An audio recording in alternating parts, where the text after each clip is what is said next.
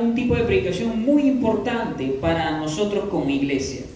Nosotros predicamos pues algunos sermones temáticos, es decir, hay veces en las que nosotros hemos hablado, supongo, sobre la depresión, sobre las finanzas y ese tipo de cosas. Es muy importante.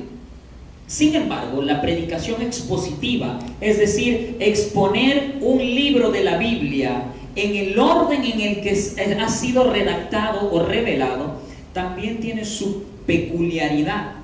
¿Por qué? Porque nos permite someternos de lleno, sí o sí, al contexto del pasaje, lo que el autor ha querido decir.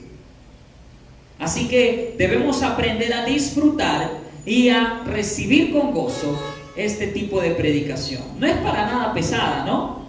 ¿No es cierto? Las series son muy buenas y es lo que estamos esperando. Cada serie es grabada, así que si tú gustas consultarlas, creo que esta es la tercera prédica, ¿no? De Efesios. Empezó Mega, esta es la cuarta ya, esta es la cuarta, me corrigen.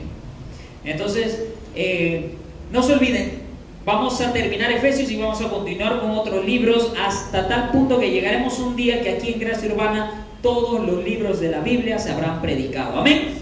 Y eso de repente será ya cuando tenga nietos yo. No lo sé. No lo sabemos, bueno, pero ahí vamos. Acompáñenme en una breve oración, por favor, para pedirle al Señor que nos guíe en este tiempo. Amado Padre, gracias nuevamente, Señor, por la inexplicable e inmerecida oportunidad, Señor, que nos das de alabarte y adorarte. Y también de congregar en una iglesia local, Señor. Y tener una familia espiritual y hermanos como los que tenemos aquí en Gracia Urbana, Dios mío. Gracias porque tú nos bendices de esta manera, Señor. Así que yo te pido, mi Dios, que me uses en esta tarde como usas o como te pido que uses cada semana y en cada oportunidad que alguien pueda predicar tu palabra. Fielmente, Señor, que de mi boca salga tu intención, se enseñe tu enseñanza, tu voluntad, Dios mío, no la mía y no mis propios pensamientos, mi Dios. Abre nuestra mente, ilumina, Señor, nuestro corazón para que podamos comprender tu enseñanza y vivirla sobre todo, Señor, en el nombre de Jesús. Amén. Alguien me dejó esto aquí y por eso solo se me ve el 20% seguro, ¿no? El otro 80% está cubierto por este madero. Pero vamos a continuar. Como les decía, es el cuarto tema, la cuarta entrega de Efesios. Vamos así, por entregas. Y hoy vamos a ver orando por la iglesia, es el título del sermón de hoy. Y vamos a estudiar, todavía estamos en Efesios capítulo 1, son 6 capítulos. Ya estamos todavía en Efesios capítulo 1. Pero la semana pasada yo estuve predicando el tema sellados para su gloria. Y entendíamos que el Señor Jesús, cuando un creyente confiesa, ¿no?, su fe o pone su fe en Jesús, el creyente es sellado ¿con qué? ¿Con qué? Con el Espíritu Santo de la promesa, dice Pablo en Efesios, ¿no? En la semana pasada estuve predicando Efesios capítulo 1, del versículo 11 al 13, al 14 mejor dicho, ¿sí? El creyente, cuando pone su fe en Jesús, cuando es llamado cristiano como tal, o cuando ya es cristiano, es sellado con el Espíritu Santo de Dios. Y el Espíritu Santo, Pablo, ¿qué dice que es? ¿Ah? Las arras, ¿de qué? De nuestra herencia. ¿Qué significa arras? ¿Qué era? ¿Qué viene a ser el Espíritu Santo? Como una garantía, algo que el Señor nos da a nosotros, pone en nosotros, algo con lo que el Señor nos sella, nos llena, nos bautiza, para asegurar y decir: tú eres mi hijo, mi hija, y ciertamente heredarás la tierra juntamente con Cristo. Amén. Eso es lo que Pablo ha estado enseñando, o lo que yo he estado explicando de la enseñanza de Pablo de esos versículos. Y comprendíamos que el cristiano, si ha sido predestinado, si ha sido creado, si su vida ha sido trazada desde antes de la fundación del mundo, y en amor dice Pablo que Dios ha hecho todo esto con nosotros? Para nuestra gloria, para nuestra fama, para darnos a nosotros nuestra mejor vida ahora, para hacer de nosotros, el nuevo magnate, el nuevo Bill Gates. Puede ser, ojalá, sí. Que me haga que del barco sea el Tanta de Perú, de Trujillo. Claro, causa. Pero no es para eso que el Señor necesariamente o nos asegura que nos ha predestinado.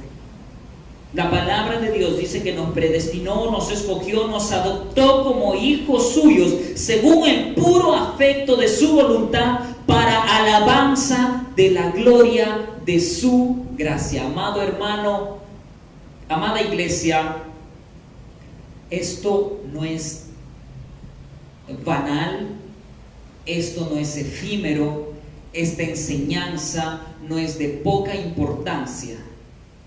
El creyente debe sentirse feliz, contento y satisfecho de saber que ha sido creado, ha sido salvado, ha sido predestinado, ha sido perdonado y adoptado como hijo de Dios por medio de Jesucristo para la alabanza de Dios. Amén. Y cuando nosotros nos encontramos en la alabanza de Dios,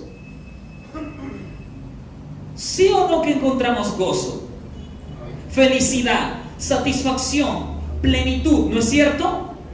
Tú has experimentado, hace un momento estuvimos en un agradable y grato momento espiritual adorándole al Señor, y para mí es un tiempo espectacular. Es como entrar a otra atmósfera realmente, una atmósfera de la que el pecado no puede interrumpirme, de que las preocupaciones con las que entré y crucé esa puerta no pueden tocarme en este tiempo, en ese momento. Realmente soy feliz adorándole al Señor. Y tú, cristiano, cristiana, puedes asegurar lo mismo, ¿no es cierto? Entonces, cuando decía yo en la semana pasada que el cristiano, o bueno, no lo digo yo, lo dice la palabra, cuando la palabra del Señor dice que nosotros hemos sido creados para la alabanza de su gloria, ¿no? De su gloriosa gracia, es lo mismo que decir que el Señor nos ha creado para gozarnos nosotros, para hacernos felices. Es por eso que nosotros aquí, constantemente tú has oído de mi persona predicar que el propósito de Dios para nuestra vida es que nosotros seamos felices. Pero no la felicidad que el mundo enseña, la felicidad que significa esto, la alabanza según el puro afecto de su voluntad para alabanza de la gloria de su gracia. En esa alabanza, en esa gloria, en esa gracia, el cristiano encuentra su verdadera felicidad. Amén. Y yo creo que tú puedes asegurarlo. Pero bien, hoy vamos a continuar con el versículo 15 hasta el 23. Del versículo 15 al 23. Así que toma tu Biblia, por favor.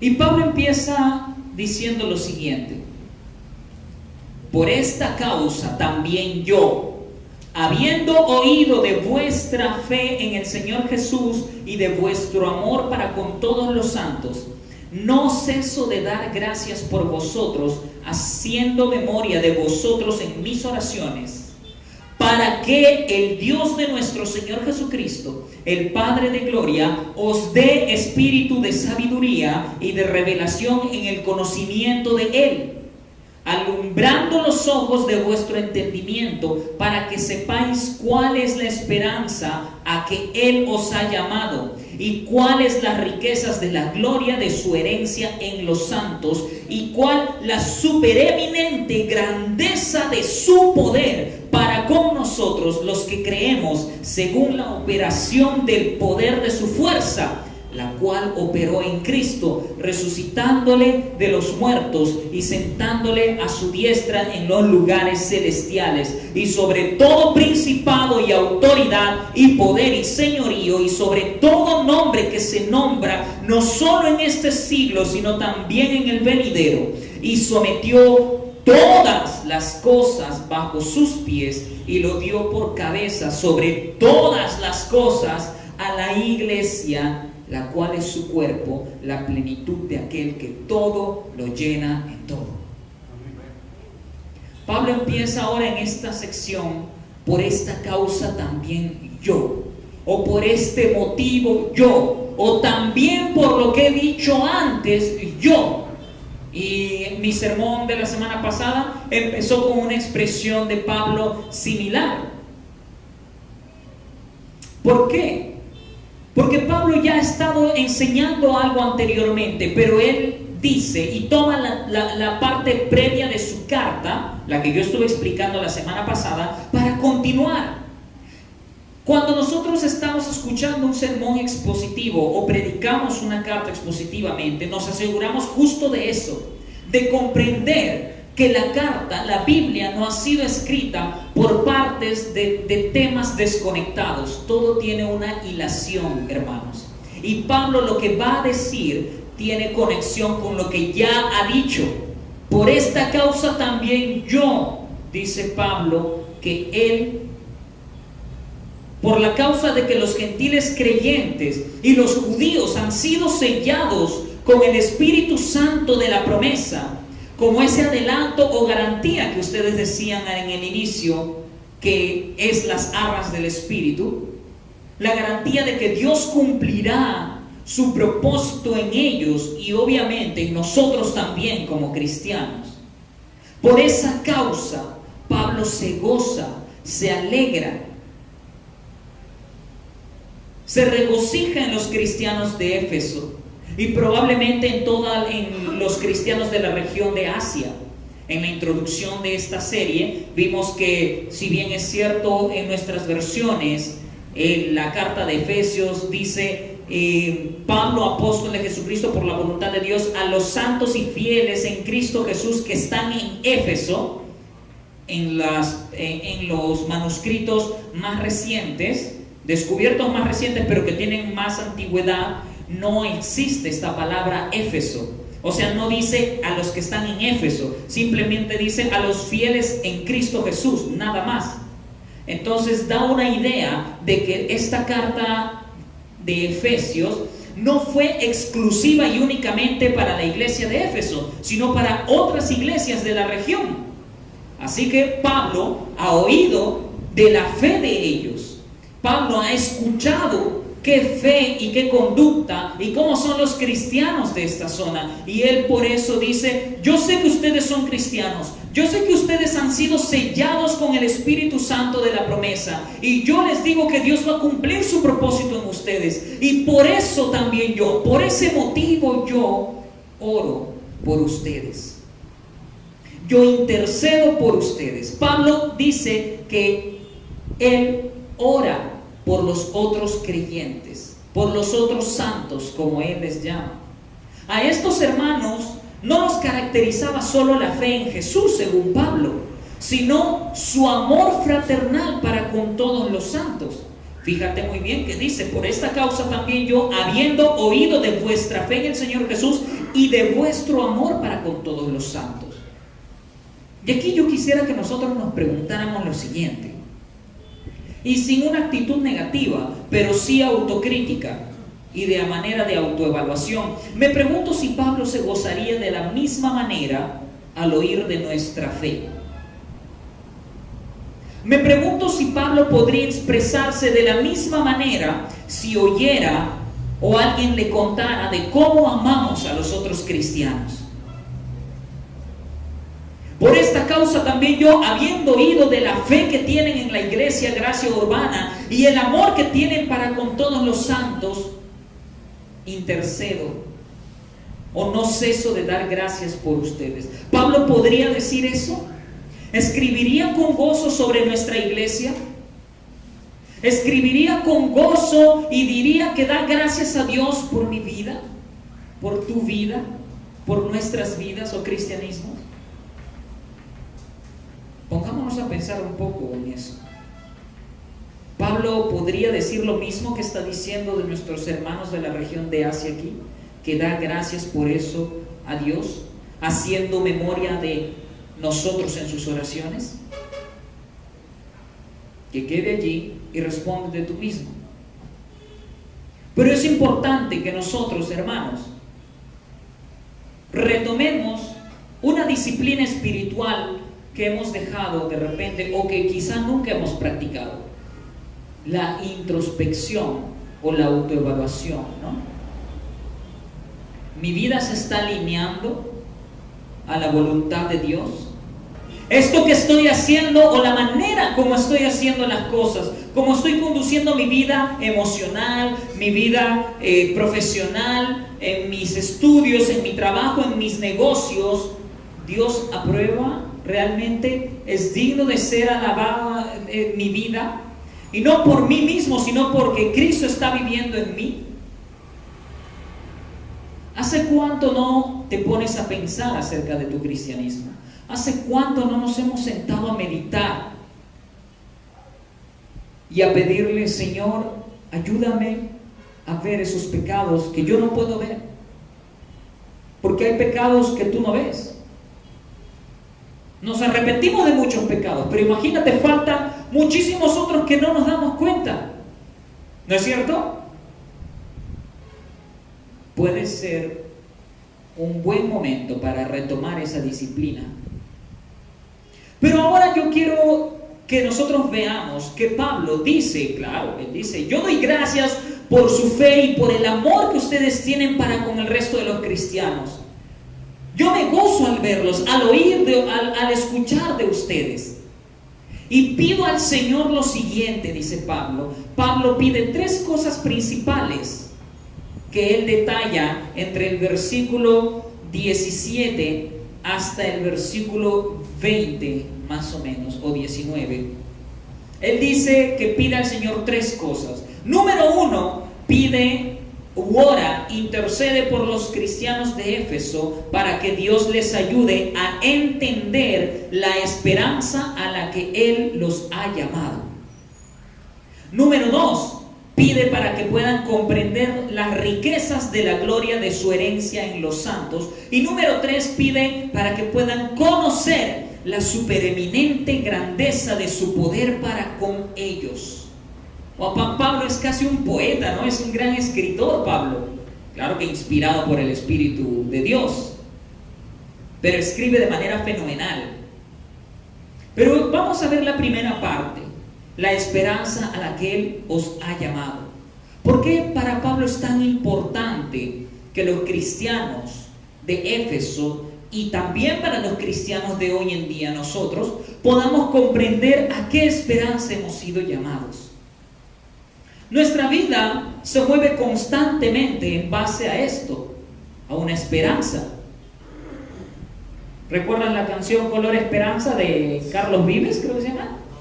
¿De quién es? De Gianmarco, el otro. De Diego Torres, ¿no?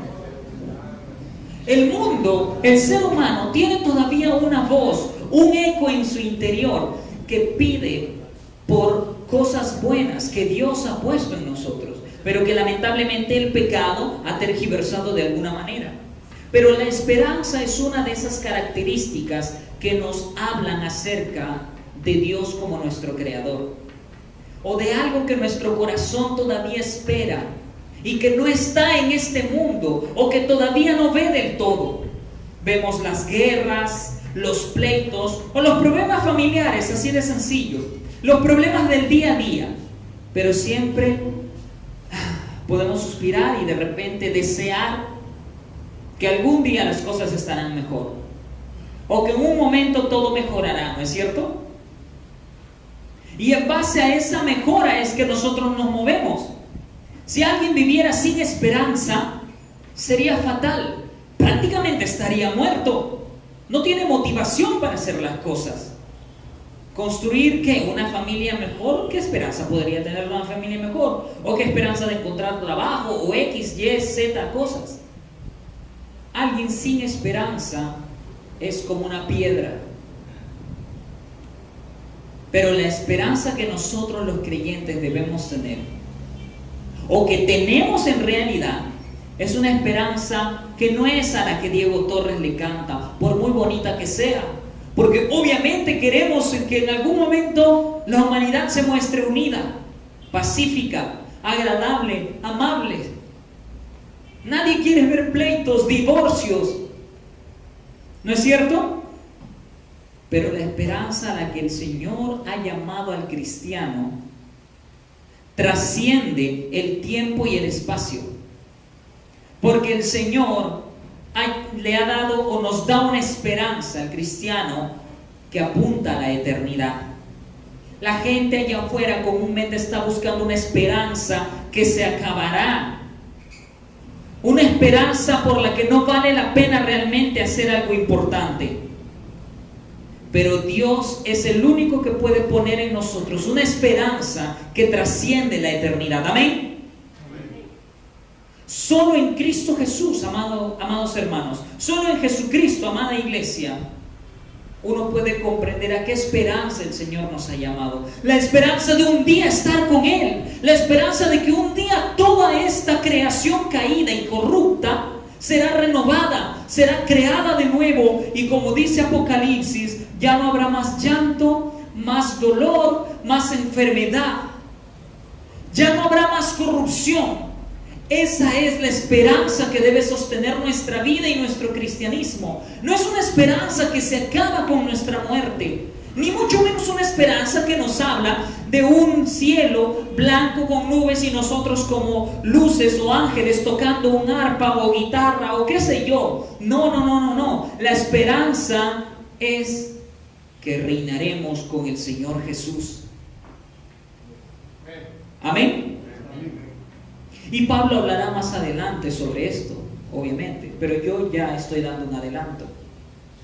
Pero Pablo también pide por una segunda cosa, las riquezas, para que el cristiano pueda comprender las riquezas de la gloria de su herencia en los santos, de la herencia de Dios en los santos.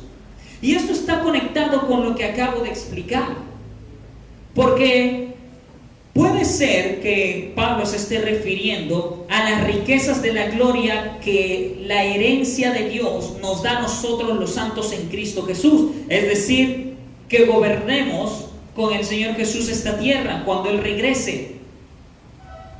Nosotros, no sé por qué, pero veo caras como si no lo creyeran. Hay que leer más nuestra Biblia un poquito más, ¿no? Pero nosotros, amados hermanos, es por gracia y misericordia, pero así lo dice Dios, que nosotros reinaremos con el Señor Jesús, que nuestra herencia es esta tierra,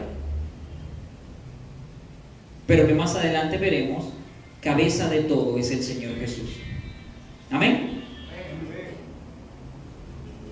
Punto número 3. Pablo dice que también ora para que los creyentes puedan conocer la supereminente grandeza de su poder para con nosotros. Y es curioso la manera en cómo pide Pablo que lo dice, mira el versículo 17 o del 16. No ceso de dar gracias por vosotros, haciendo memoria de vosotros en mis oraciones. Para que el Dios, ¿para qué Pablo ora? Siempre hagámonos esas preguntas cuando encontramos palabritas para o porque o debido, ¿no? Para, dice el versículo 17. Pablo, ¿para qué estás orando? ¿Por qué intercedes por los cristianos y das gracias a Dios? Para que el Dios de nuestro Señor Jesucristo, el Padre de gloria, les dé espíritu de sabiduría y de revelación en el conocimiento de Él. Revelación fresca, dicen algunos. No, tranquilo.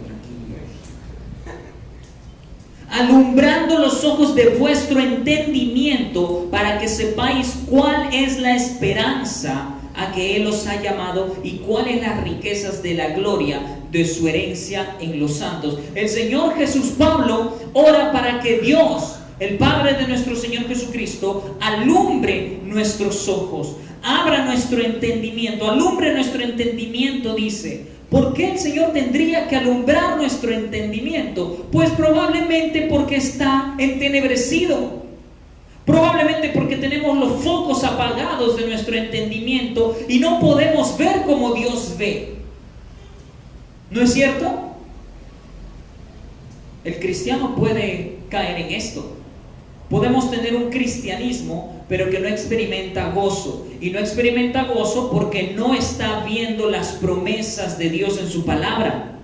Pero para Pablo es tan importante que el cristiano sea un creyente pensante, alguien que razone, alguien que filosofe y alguien que pueda tener la seguridad intelectual o cognitiva de las promesas de Dios, que Él dice: yo le pido al Señor que alumbre los ojos de su entendimiento, que les dé espíritu de sabiduría y de revelación en el conocimiento de Él. No sé de dónde puede sacar la gente u otros hermanos u otros cristianos a quienes amamos mucho, pero tenemos que corregir. No sé de dónde sacan que no importa la doctrina, o que la letra, mucha letra mata, sacando de contexto un versículo de la Biblia. O no sé cómo podemos llegar a pensar que podemos tener una comunión con Dios sin conocerle realmente. No puede haber tal cosa. Puedes tener una comunión con un Dios que te hayas creado, que nos estemos imaginando. Pero si nuestra mente no ha sido alumbrada, no hay sabiduría y revelación del conocimiento de Dios allí, no está alumbrada, está entenebrecida, estás a ciegas adorándole a un tal Dios, pero probablemente no al Dios de las Escrituras o de la Biblia. Y ojo con esto, hermanos, porque Pablo le está escribiendo a cristianos. Él hace un momento ha dicho que ha oído de su fe y de su amor. Así que nosotros podemos caer en lo mismo, amada iglesia. Y que Dios nos libre de eso y que nos pongamos las pilas ya. Amén. Y como te decía en el versículo 19, Pablo sigue pidiendo y dice: y también pido para que puedan conocer la supereminente grandeza de su poder para con nosotros los que creemos, según la operación del poder de su fuerza. El poder de su fuerza, para que nosotros podamos conocer la supereminente grandeza de su poder.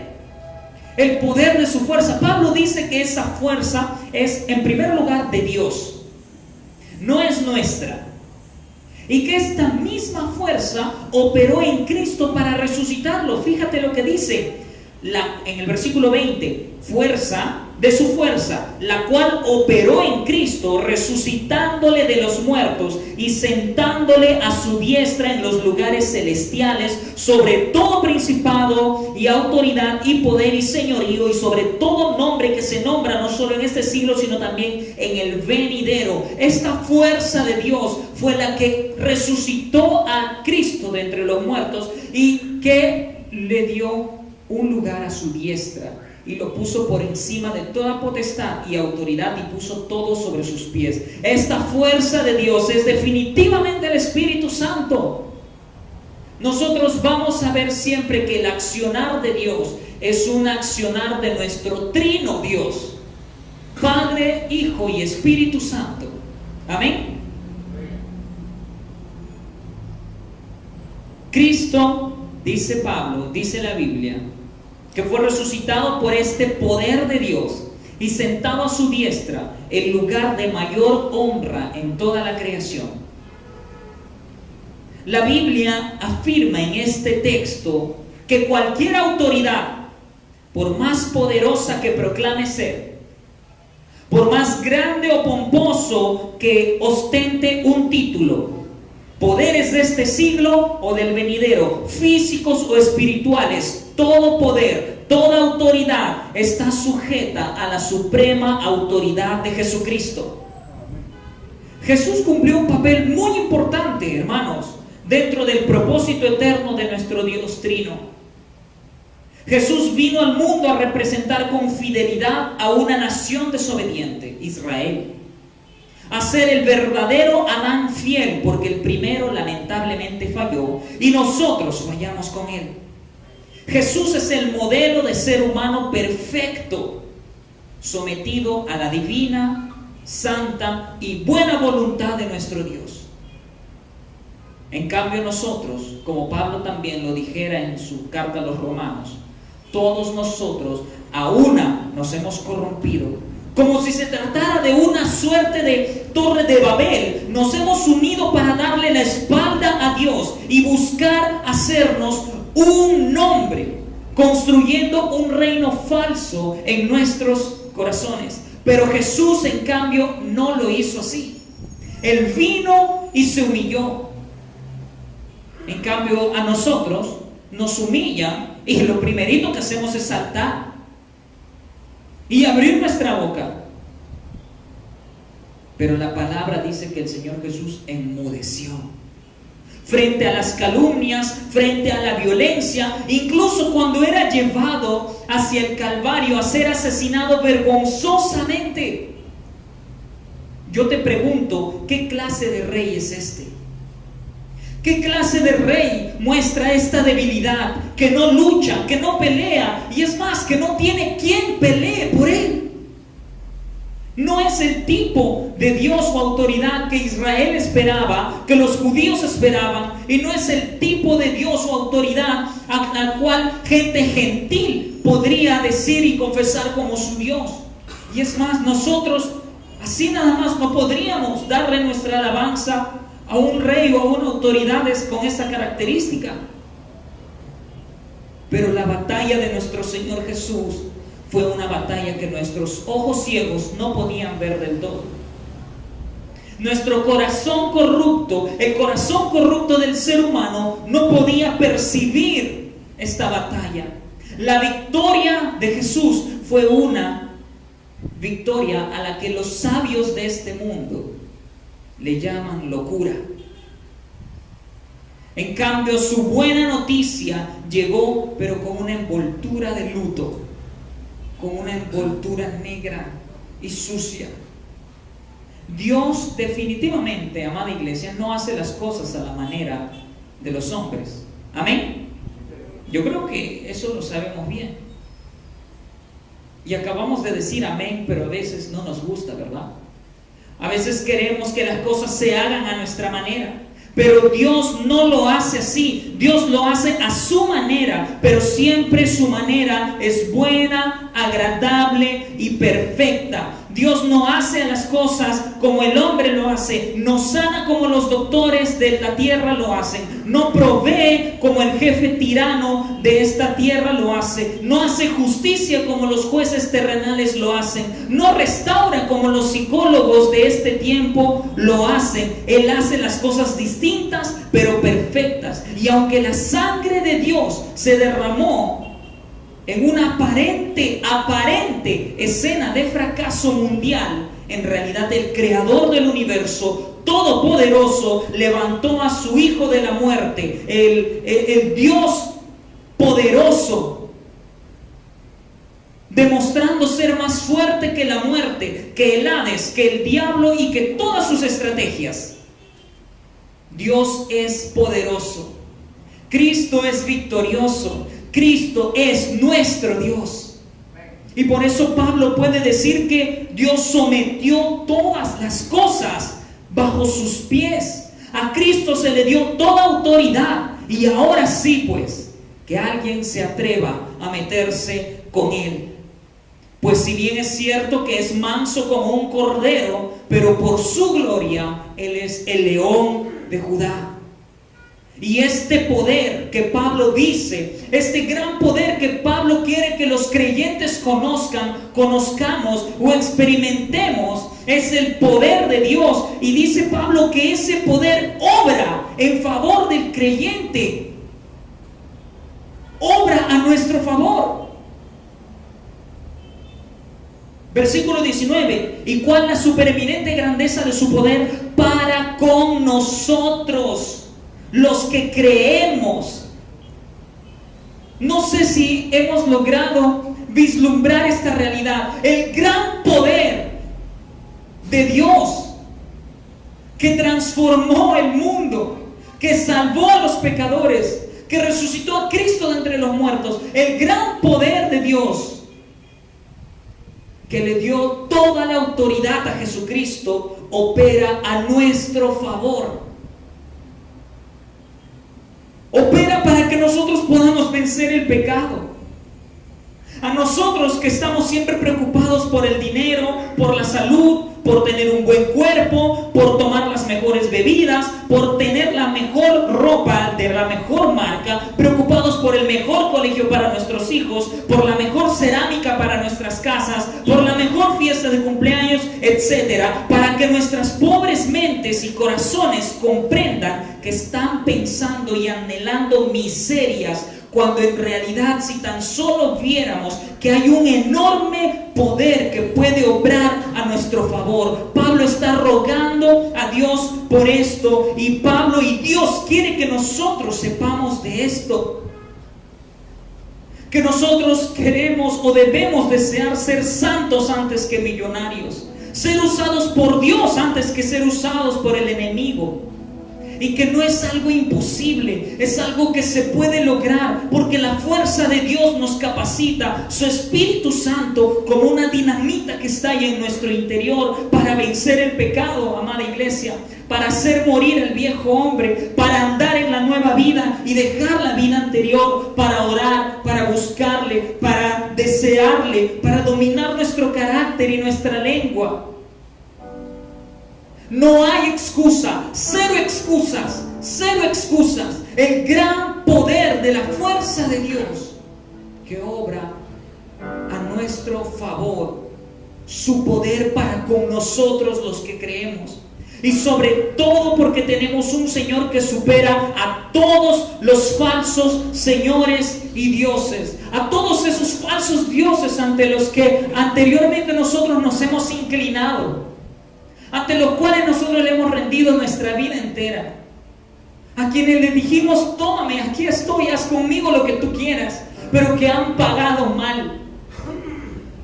Y tú lo sabes. Pero ahora comprende esto. Dios puso este sentir de oración en Pablo para con los creyentes, y Dios quiere lo mismo para los creyentes de hoy en día todavía. Que nosotros podamos comprender esto, amada iglesia, que no hay excusas, hay muchas bendiciones, pero vas a aceptarlas, vas a creerlas, vas a desearlas y vivirlas, o prefieres seguir haciendo las cosas a tu manera. Ponte de pie e inclina tu rostro, por favor.